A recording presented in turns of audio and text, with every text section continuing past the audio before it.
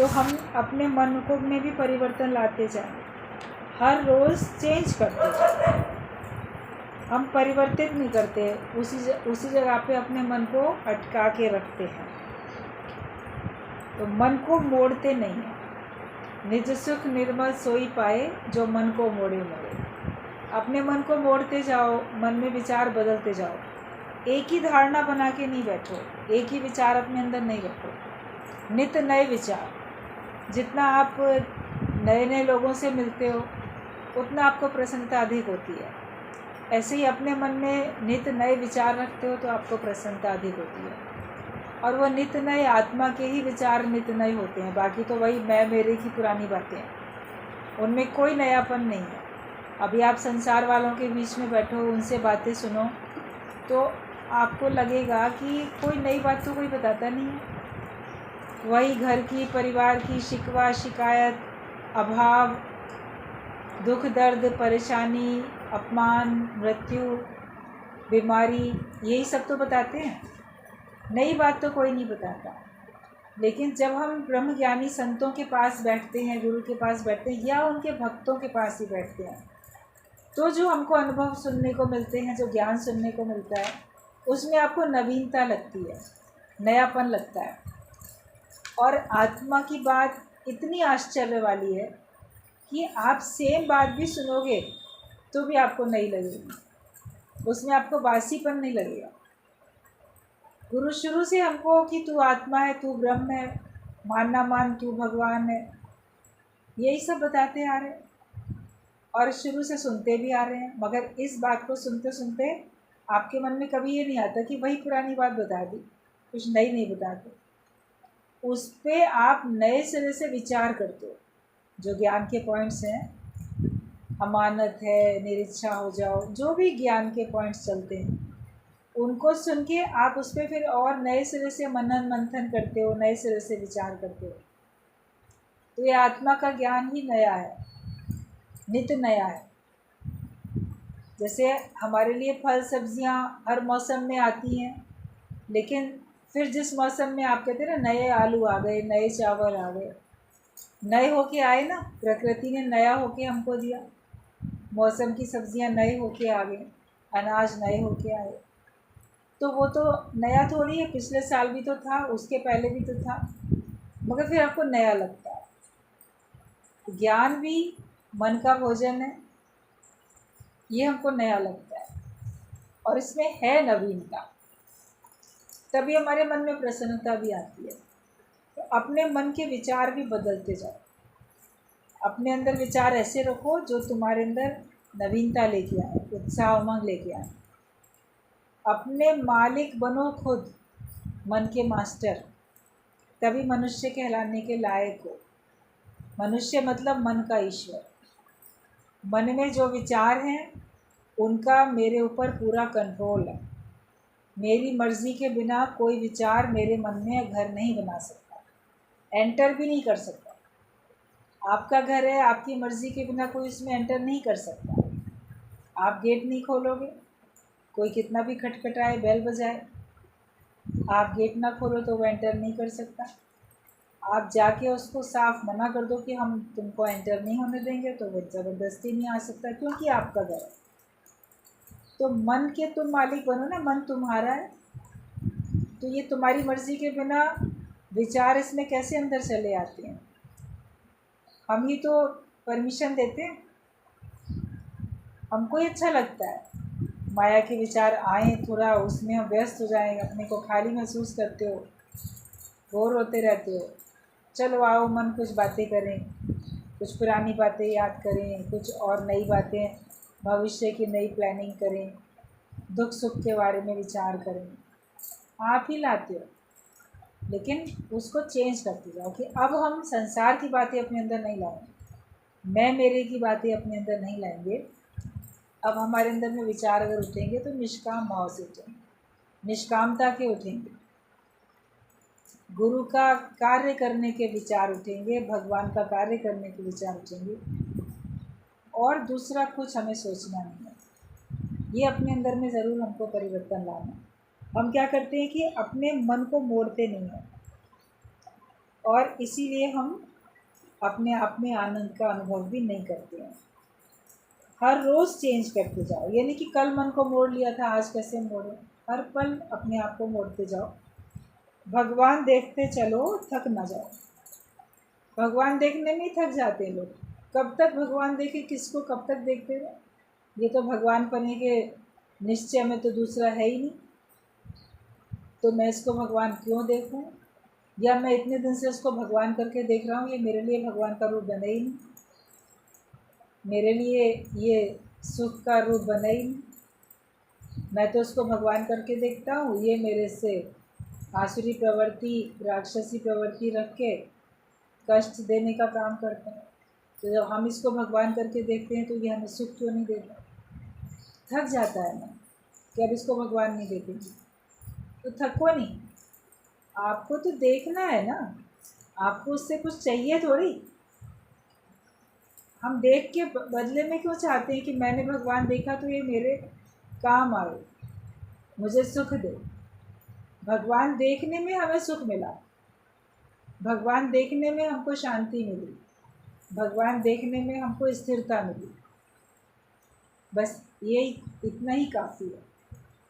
ईश्वर का भाव रखो तो आपके अंदर की सारी व्याकुलता, परेशानी सब खत्म। क्योंकि फिर आप ये आगे याद करोगे, ईश्वर जो भी करता है अच्छा ही करता है। अभी दृष्टांत चल रहा था बहुत पुराना कि भगवान ने जो व्यवस्था बनाई है सब अच्छी बनाई है, और हम लोग उस व्यवस्था में चेंज चाहते हैं। लेकिन गुरु जो होता है वो हमको उस परिवर्तन का अंत दिखाता है कि अगर तुम चेंज चाहते हो और तुम्हारी मनोकामना पूरी हो भी जाए तो भी अंत में तुम्हें कष्ट मिलेगा, अंत में तुम्हें दुख मिलेगा। और फिर तुम अपनी मर्ज़ी से जो चीज़ तुमने चेंज की है उसको वापस ठीक करना चाहोगे कि ये तो नहीं ठीक है। तो उसके ऊपर दृष्टांत था कि एक राजा था, उसके पास बहुत सुख संपत्ति, बहुत कुछ उसने इकट्ठा किया। फिर उसके मन में विचार आया कि मैं अगर इतना सब मैंने मेहनत करके सारी ज़िंदगी इकट्ठा किया है तो इसका सुख मैं कितने दिन ले पाऊँगा, आयु तो मेरी चली जाएगी और ये तो फिर और ही लोग इस्तेमाल करेंगे। तो मैं ऐसा कोई ना कोई उपाय होता कि मैं मरता ही नहीं और मैं हमेशा जो मेरे पास इतना सुख है इसका मैं उपभोग करता ही रहता। तो एक सिद्ध पुरुष संत के पास चला गया, कहता है कि ऐसा कोई मुझे उपाय बताइए जिससे कि ना मृत्यु को प्राप्त ना हो, अमर हो जाऊं, मरूं नहीं। और वो संत तो बड़े त्रिकालदर्शी भी थे, दूरदर्शी, और वो तो ज्ञान देना चाहते हैं, संत तो सच्चा ज्ञान देना चाहते हैं, लेकिन कभी किसी को डायरेक्टली नहीं कह के कभी किसी और तरीके से भी समझाया जाता है। तो संत ने कहा अच्छा, अगर तुम ऐसा चाहते हो, तुम ये हमसे आशीर्वाद वरदान मांगना चाहते हो तो तुम कभी मरो नहीं, तो हम तुम्हें एक स्थान बताते हैं, वहाँ पे ना एक झील है, ऐसे तालाब है, तो तुम वहाँ का पानी पी लेना, तो फिर तुम अमर हो जाओगे, मरोगे नहीं। बड़ा खुश हो गया कि अच्छा है इसने मुझे बता दिया। बताए हुए पते पे वो पहुँच गया। वहाँ सचमुच में देख रहा है एक सुंदर सा ऐसे तालाब है, पानी है बड़ा अच्छा। तो जाके जैसे ही पानी पीने के लिए वो झुका तो एक आवाज़ आई कि अरे पानी मत पीना, मेहरबानी करके ये पानी मत पीना। तो वो चारों तरफ देखने लगा कौन है जो बोल रहा है कि पानी नहीं पीना, ऐसे कमज़ोर सी आवाज़ है। चारों तरफ देखा तो ध्यान से उसने क्या देखा कि एक मनुष्य कहीं तालाब के पास किनारे पे ऐसे पड़ा हुआ है, और वो बिल्कुल स्केलेटन जैसे कंकाल, हड्डियों का ढांचा,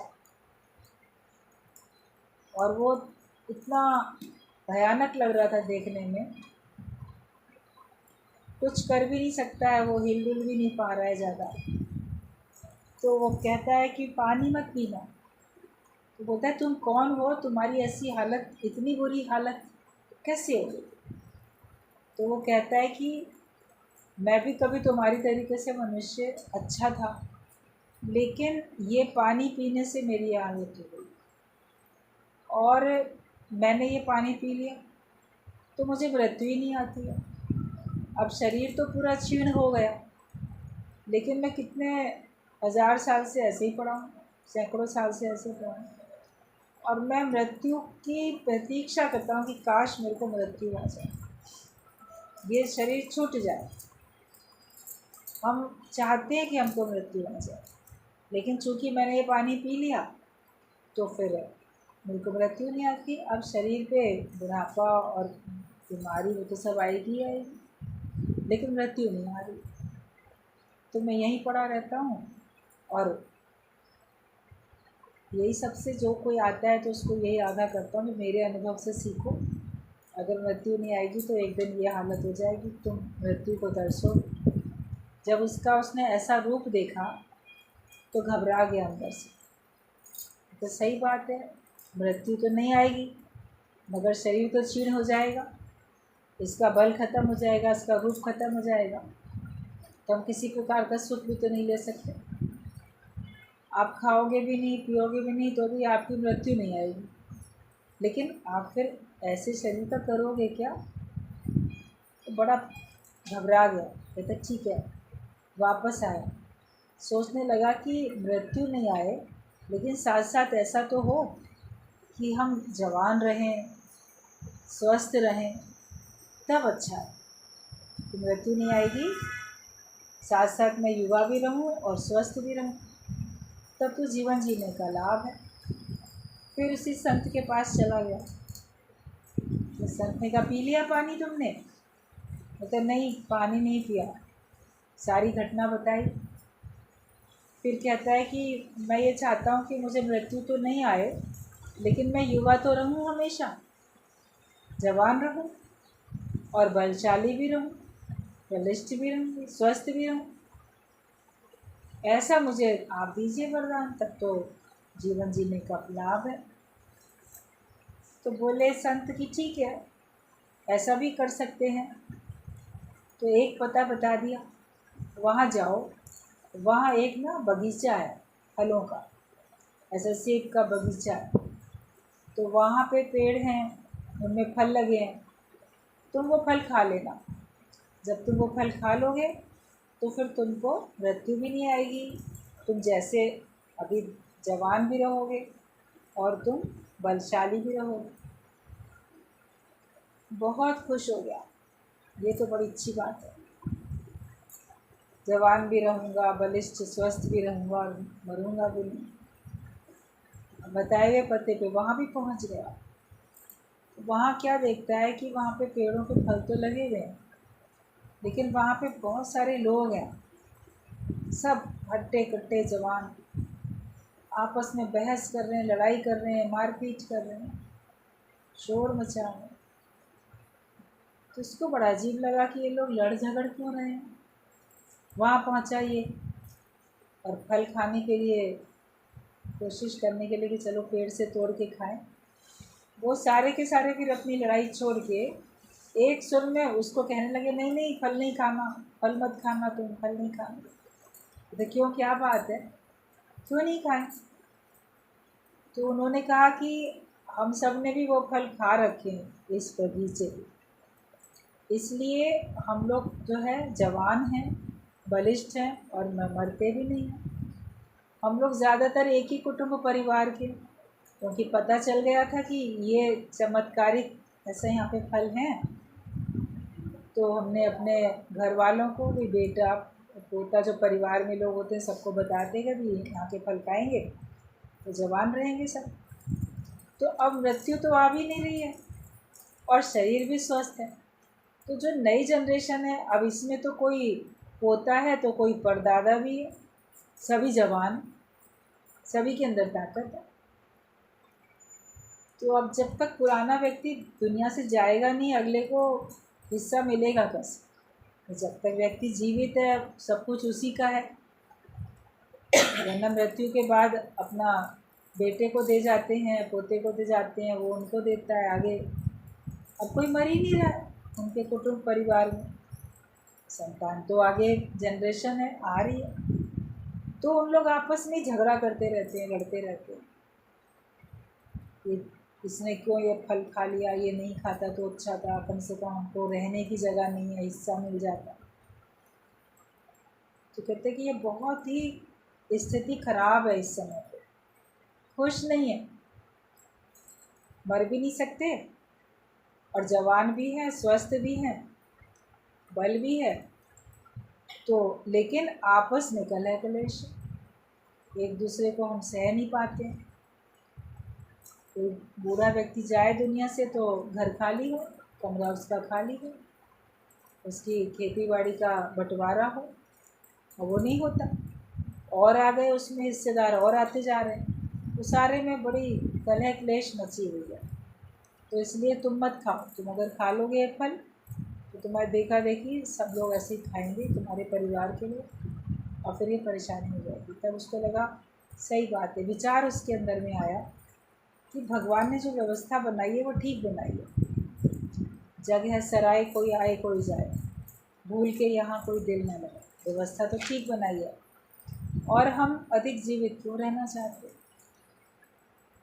जब तक है तब तक सुख भोग लो, आगे हर एक का जो होगा देखा जाएगा। फिर वापस चला आया, उन लोगों की हालत देखी तो वापस चला आया। फिर सोचता है कि अब गुरु ने पूछा तो क्या कहूँगा, तो मन ऐसे मान नहीं रहा था। तो कहता है कि गुरु ने कहा कि क्या बात है, तुम फल खा के आए? कहता नहीं खाया। तो अब क्यों नहीं खाया तुमने, अब तो तुम्हारी बात पूरी हो रही है। कहता नहीं, औरों का अनुभव देख के, आपका संग करके मेरा थोड़ा विवेक खुल गया, औरों का अनुभव देख के मैंने सोचा कि उससे भी कोई खुश तो नहीं है ना। मेन बात है मन की प्रसन्नता, हम खुश भी तो हों, खुश हम होते नहीं, मन मांगी चीज़ भी मिल जाती है तो भी हम खुश नहीं होते हैं। फिर एक टाइम आता है, व्यक्ति सोचता है कि मुझे कुछ ना मिलता, लेकिन कम से कम मुझे मन की प्रसन्नता तो मिलती, चाहे गरीबी होती लेकिन मेरा मन तो खुश होता, ये पदार्थ नहीं भी होते लेकिन मेरा मन खुश रहता। हर एक अपने मन का आनंद, मन की प्रसन्नता सबसे पहले चाहता है, मन की सुख शांति पहले चाहता है, लेकिन भूल से वो मन की सुख शांति समझता है पदार्थों में, परिवार में, व्यक्तियों में। शायद इसमें सुख है, उसमें सुख है, पैसे में सुख है, परिवार में सुख है, पति पत्नी इनमें सुख है आपस में। लेकिन अगर वहाँ से कहीं से भी हमको कलह क्लेश मिलता है तो मन बोलता है इससे तो अच्छा ये नहीं होते तो अच्छा है। जब कहीं से अधिक कष्ट मिलते हैं तो उन कष्टों से उबरने के लिए व्यक्ति उन्हीं प्रियजनों के दुनिया से जाने की भी प्रार्थना करता है। आपका प्रिय से प्रिय हो कोई, उसको ऐसी बीमारी हो जाए इलाज जो ठीक नहीं होगी, और वो खुद भी भोग रहा है तो बड़े कष्ट में, आप देख देख के कष्ट में आ रहे हो, तो आप ही तो प्रार्थना करते हो, वो तो कर ही रहा होगा जो भी करता है, लेकिन उसके दुनिया से चले जाने की आप भी प्रार्थना करते हो। भगवान ये पूजा पाठ करेंगे, आप इसके प्राण जल्दी हर लो, क्योंकि आपसे कष्ट नहीं देखा जा रहा है। दूसरे के कष्ट को देखकर भी आप अपने आप को दुखी, कष्ट में महसूस कर रहे हो, तो अपने मन की शांति के लिए तो हम दूसरे के लिए ऐसी प्रार्थना करते हैं। वो बहुत कष्ट में है, आपका मोह है, क्योंकि उसके कष्ट से आपके मन में तकलीफ हो रही है। अगर आपके मन में तकलीफ ना हो तो आप प्रार्थना ना करो ऐसी। तो संसार में मनुष्य को लगता है कि पदार्थों में सुख है, वास्तव में जब आपके पास ब्रह्म ज्ञान होगा तब आपको संतुष्टि है, तब आपको सुख है। ज्ञानी भक्त तो अपने आवागमन के चक्कर को काटने के लिए पुरुषार्थ करता है, मेरा आना जाना मिट जाए, आवागमन का चक्कर मेरा खत्म हो जाए, और फिर जो कुछ भगवान ने दिया वर्तमान में जियो, कल की क्यों सोचते हो? इकट्ठा कर लें, बाद में चैन से बैठेंगे, तो आज भी तो चैन से ही रहो ना। इकट्ठा करना है भले करते जाओ, लेकिन आज अपना चैन क्यों खो देते हो? आज अपना सुख क्यों खो देते हो? आराम से बैठो, जितने में तुम्हारा गुजारा हो जाए ठीक ठाक, जितने में तुम समझ जाओ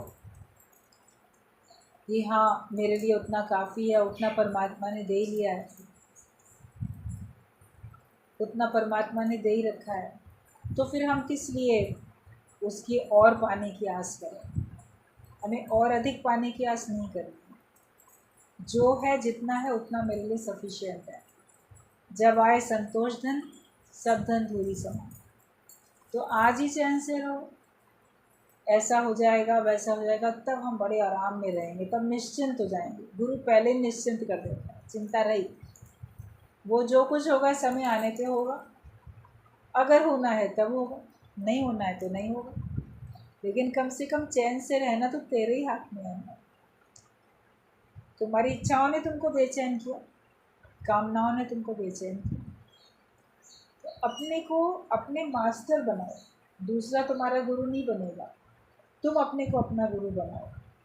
तो तुम जो हो सब में भगवान देखते चलो, थक ना जाओ भगवान देखने में, और अपने मन को चेंज करते जाओ, तभी तुमको शांति आ जाएगी। ज्ञानी का प्रारब्ध पर निर्वाह है, पर सन्यासी मांग कर खाता है, घर से भाग कर खाता है। ज्ञानी जहाँ रहता है वो अपनी प्रारब्ध के ऊपर विश्वास करके रहता है। भगवान ने जिस घर में, जिस परिवार में जहाँ उसको जन्म दिया, या जहाँ उसका हिसाब किताब है, लेन देन, शादी करके लड़कियाँ किसी दूसरे घर में जाती हैं, लड़के की शादी होती है, दूसरे घर की लड़की उनके घर में आ जाती है। कभी आपको संबंधियों के पास रहना पड़ता है, कभी और किसी के पास रहना पड़ता है, कभी आपको सरकार के द्वारा संचालित कोई भी आश्रम होते हैं, वृद्ध आश्रम या बच्चों के, महिलाओं के, ये सब होते हैं आश्रम, या पैसा आपके पास है तो आपका वहाँ निर्वाह नहीं होता, तो आप प्राइवेट में भी चले जाते कि पैसा देके और हम जो है आराम से रहेंगे। कलह क्लेश में क्यों? कलह क्लेश तो किसी को पसंद नहीं है। तो ज्ञानी को अपनी प्रारब्ध के ऊपर विश्वास, अपनी मर्जी से तो कोई स्टेप उठाता नहीं, लेकिन जहाँ नाथ रख दोगे वहीं खुश रहूँगा, जहाँ भगवान तुम रख दोगे मैं वहाँ खुश रहूँगा, और उसके भाग्य का उसको वहीं मिलेगा भी। जितना तुम्हारी प्रारब्ध का है, तुम जहाँ रहोगे वहाँ तुमको मिलेगा। अपनी प्रारब्ध की गठरी आप अपने सर पे ले लेके चलते ही हो। अन्न जल सब लिखा हुआ है, दाना पानी सब लिखा है, कहाँ का कितना है। ज्ञानी इसमें खुश रहता है, और सन्यासी खुश नहीं रहता, वो परिस्थितियों से भाग जाता है, घर छोड़ के चला जाता है, कभी परिस्थितियों के कारण, या कभी वैराग्य आता है परमात्मा की प्राप्ति के कारण भी। लगता है कि घर छोड़ के सन्यास में जाएंगे तब हमको भगवान मिलेंगे, किसी भी कारण से वो चले जाते हैं, तो वहाँ पे फिर उनको मांग के खाना पड़ता है। और गृहस्थी जब आप अपने घर में हो तो आप पुरुषार्थ करके अपना जीवन यापन करते हो, खेती बाड़ी करोगे, मजदूरी करोगे, दुकानदारी करोगे, कोई बिजनेस, कोई नौकरी, कुछ करोगे अपनी अपनी योग्यता के अनुसार, क्षमता के अनुसार, और उसमें आप खुश रहोगे। तो वो भाग के जाता है घर छोड़ के, और उसको मांग के खाना पड़ता है। गृहस्थी सबकी सेवा करता है। जब आप अपने घर में हो तो आप सबकी सेवा कर सकते हो, लेकिन अपने घर से बाहर निकल के आश्रम में चले गए तो वहाँ तो आपको सेवा लेनी हो रही है, आप सबसे सेवा ले रहे हो, क्योंकि और लोग आके आश्रम में डोनेशन देते हैं, दान देते हैं, उस पे आपका जीवन चलता है, पलता है। तो हमने लिया ना, वहाँ पे दिया तो कुछ नहीं, और अपने लिए ही जीवन जिया, अपना उद्धार किया, अपने को मुक्त किया। सेवा तो सबसे ले ली, लेकिन जिनसे सेवा ली उनका उद्धार तो नहीं किया ना। आप अपने को मुक्त मान लो करना चाहते हो, और पता नहीं करके चले भी जाओगे, लेकिन आपने दूसरों से सेवा लेके दूसरों का भला नहीं किया, केवल अपना ही भला तो किया सन्यासी बन के। वहाँ पे जो एक संत है, एक गुरु है, जब तक वो है तब तक बाकी सबको अधिकार नहीं होता है बोलने का। फिर वो जो सबसे योग्य शिष्य को देखता है उसको अपनी गद्दी सौंप के जाता है, फिर वो बोलता है, वो कार्य करता है। तो बाकी सब तो श्रवण ही करते हैं, मनन करते हैं, स्थिति बनाते हैं, मगर वो सबका उद्धार नहीं करता। तो जो गृहस्थी है वो सबकी सेवा करता है, पालन करता है विष्णु होकर, जैसे विष्णु भगवान पालना करते हैं ऐसे वो पालन करता है। सरकार भी तुमसे लेकर फिर कार्य करती है। अब गवर्नमेंट चलती है, इस वाली पार्टी की सरकार बन गई, फिर उसकी बन गई, फिर उसकी बन गई। कौन कितना क्या कर रहा है, कौन ईमानदारी से खर्च जनता के लिए करता है, कौन अपना पेट भरता है, सब आप लोग भी देखते रहते हो। जब से आपका जन्म हुआ, जब से होश संभाला, तब से लेके आज दिन तक आप भी सारे नज़ारे सरकारों के कितनी आई और कितनी गई आपके जीवन काल में भी देखते चले आ रहे हो। तो लेकिन सरकार भी तुमसे लेकर कार्य करती है। ये सरकार कार्य बहुत अच्छा कर रही है, कर कहाँ से रही है? उस अपने जेब का अपनी प्रॉपर्टी दे रहे हैं क्या? चाहे वो राष्ट्रपति हो, प्रधानमंत्री हो, मंत्री हो, विधायक हो, कोई भी हो, वो अपनी निजी संपत्ति दे रहा है क्या किसी को? जो उसको सरकारी धन मिलता है, विधायक की भी अपनी निधि मिलती है, उनको भी अपना मिलता है, सबको, मंत्रियों को सब, या सरकार के पास जो पैसा आता है, अब आता कहाँ से? इनकम टैक्स लोग देते हैं, वो गवर्नमेंट के पास जाता है। और भी सेल टैक्स है, कितने कितने टैक्स होते हैं, वो सारे सरकार के पास जाते हैं। फिर वो पैसे इकट्ठे हुए उसमें से ही वो लोगों का भला करते हैं। अच्छी सरकार जो होती है, जिनका चलाने वाला मुखिया ईमानदार होता है, तो वो अधिक धन जो है जनता के भले के लिए खर्च करता है। और जो भ्रष्ट सरकार, जिनके मुखिया भ्रष्ट होते हैं, वो अधिक धन अपने मिल बांट के, बंदर बांट करके खाने में, वेतन उसमें खर्च करते हैं। तो सरकार भी तुमसे लेकर फिर कार्य करती है। ट्रेन्स, रोड्स, मकान वगैरह खरीद के, बेच के बड़े रोड्स बनाती है, तुम्हें पासपोर्ट देती है।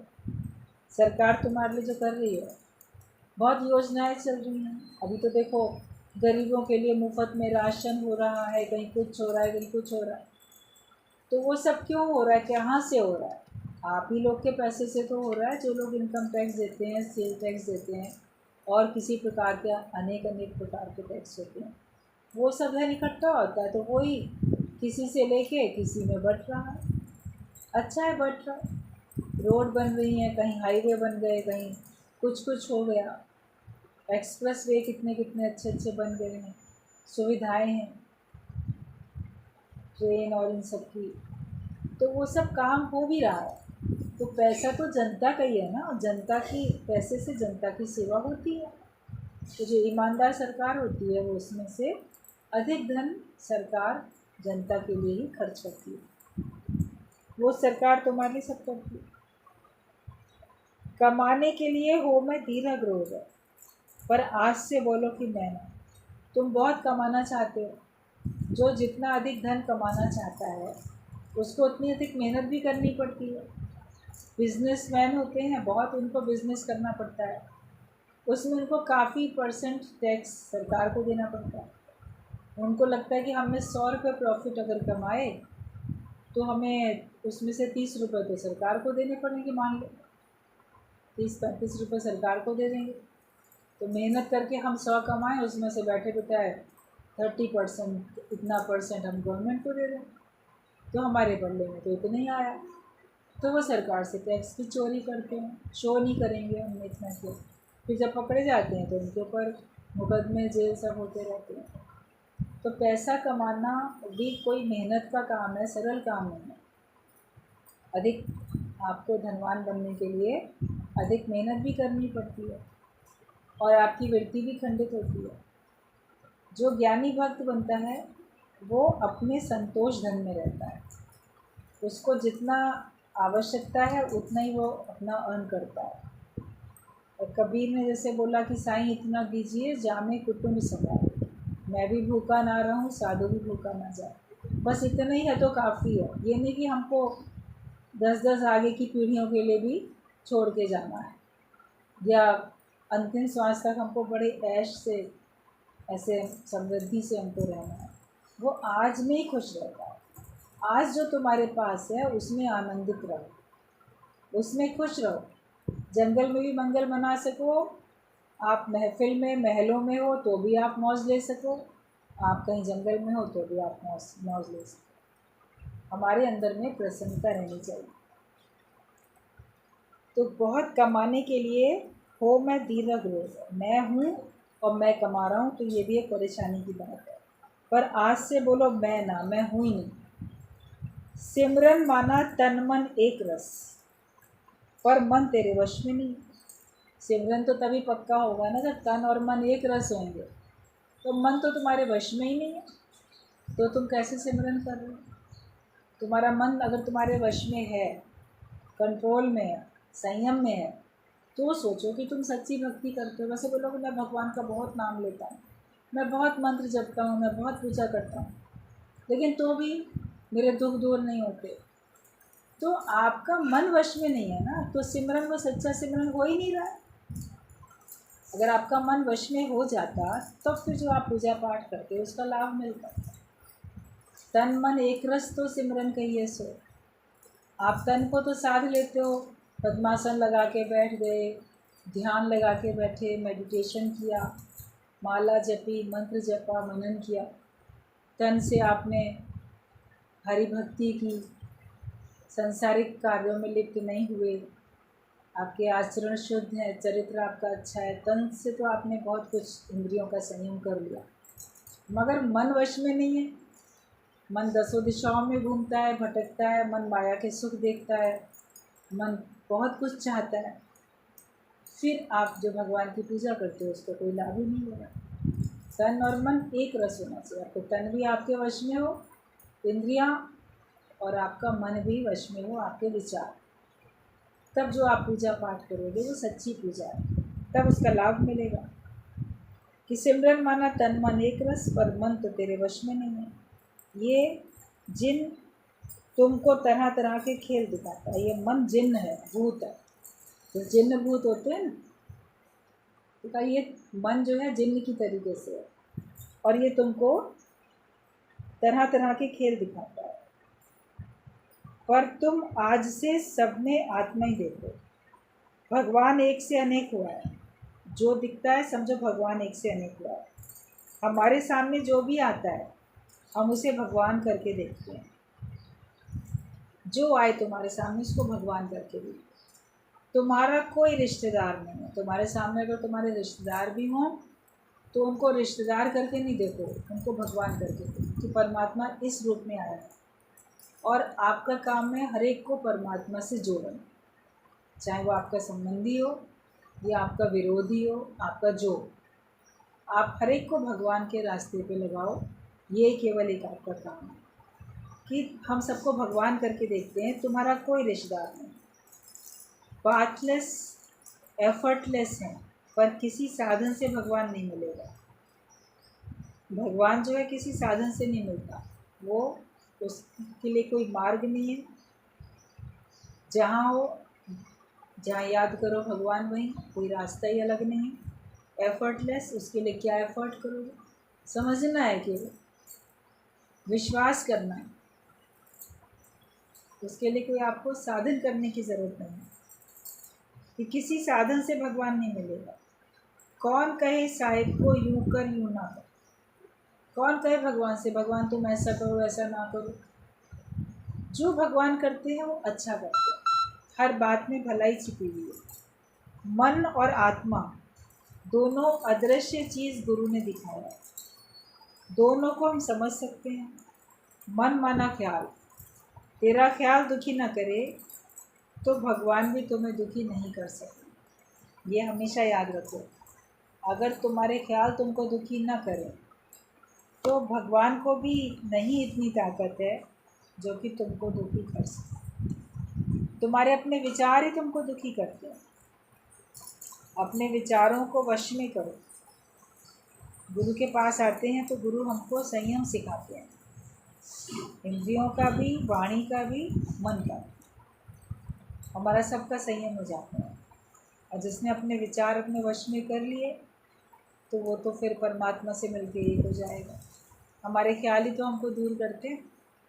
भगवान के और हमारे बीच में हमारे ख्याल ही पर्दा बने हुए हैं, और वो मैं के कारण उठते हैं। मैं हूँ तो मेरा है, मैं हूँ तो मेरे विचार। तभी बोला मैं ही खुद पर्दा बना था, ये मुझे मालूम न था। मेरे अंदर जो मैं पड़ी हुई है वो ही मेरे और भगवान के बीच में पर्दा है, ये हमको पता नहीं। अब पता चला है तो उस मैं को समाप्त करो, जीव भाव वाली मैं को समाप्त करो और भगवान को ही आगे रखो। यही हमको एक पुरुषार्थ करना है, तभी आपके अंदर में शांति है।